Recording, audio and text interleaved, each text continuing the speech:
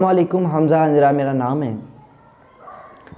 कभी आपने इस चीज़ पर गौर किया हो कि आपकी फैमिली के अंदर, आपके फ्रेंड्स के अंदर या जितने भी ताल्लुकात इस दुनिया में आप बना लेती हैं, इन ताल्लुकात में कहीं ना कहीं या आप या कोई और इग्नोर हो रहे होते हैं, और इस इग्नोरेंस का आप बहुत ज़्यादा अपनी सेहत के ऊपर असर लेते हैं। अपनी सोचों को इस तरह आप उल्टा सीधा करके अपनी ज़िंदगी को तकलीफ़ में ले आते हैं, टेंशन में, डिप्रेशन में ले आते हैं कि आखिर सामने वाले ने मुझे इग्नोर किया क्यों। इन चीज़ों को समझना है आपने।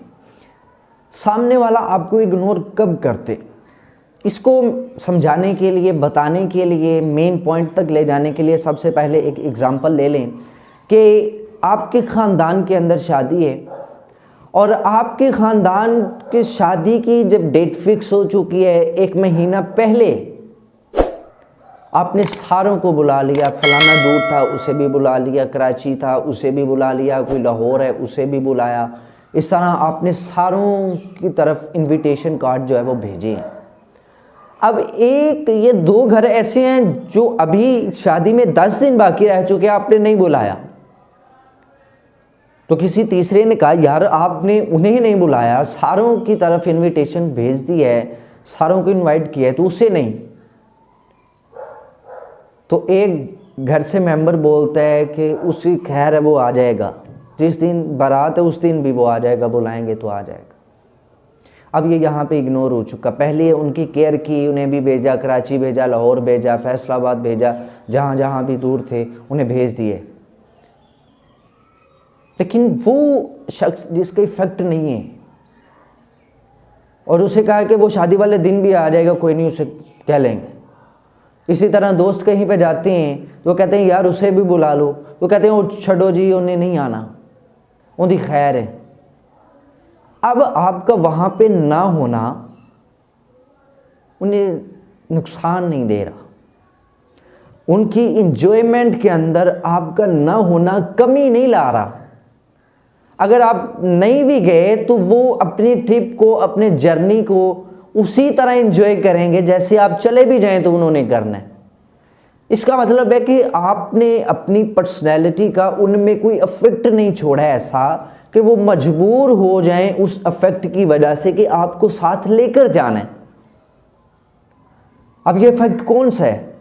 सवाल पैदा हुआ, चलें हमें कोई इग्नोर न करे, इसी के लिए हमें अपना अफेक्ट क्रिएट करना पड़ेगा अपने दोस्तों के अंदर, ख़ानदान के अंदर, फैमिली के अंदर। लेकिन वो अफेक्ट क्रिएट कैसे करना है, वो कौन सा इफेक्ट है? ऐसा क्या तीर मारना है कि ये सारे मेरे बगैर आगे पीछे ना हो सकें? तो वो इफेक्ट ये है, जब आप कहीं पे भी ट्रिप वगैरह पे भी जाते हैं, एग्ज़ाम्पल से मैं आपको समझाने लगा हूँ। ट्रिप पे जाते हैं, कोई और काम करते हैं, प्रिंसिपल के पास छुट्टी लेने के लिए जाना है, तो आगे नहीं कोई हो रहा होता, पीछे से दोस्त धक्का देता, यार जा उन्हें मैंने डर होंगे।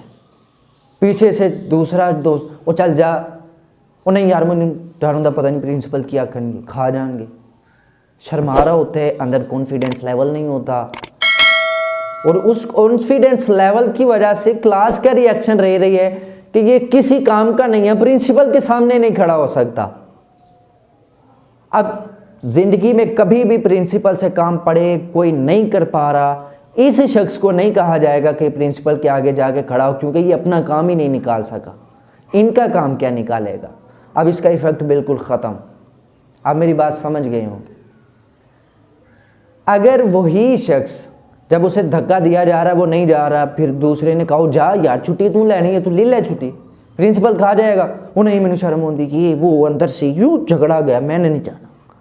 अब पीछे से भागता हुआ उससे एप्लीकेशन यूँ छीनी, ला मैं साइन करवा के देता हूँ, फ़ौरन से उसने डोर ओपन किया, इजाज़त मांगी है, अंदर गया, साइन करवा के बाहर आ गया। अब क्लास कहेगी बल्ले बल्ले, क्या इफेक्ट छोड़ा है उसने। अब किसी और ने भी अपनी लीव लेनी होगी, छुट्टी लेनी होगी, उससे कहा जाएगा यार तेरा कॉन्फिडेंस हुआ है, जाके छुट्टी ले दे। उसे पता उसने घबराना नहीं है उसके जाके।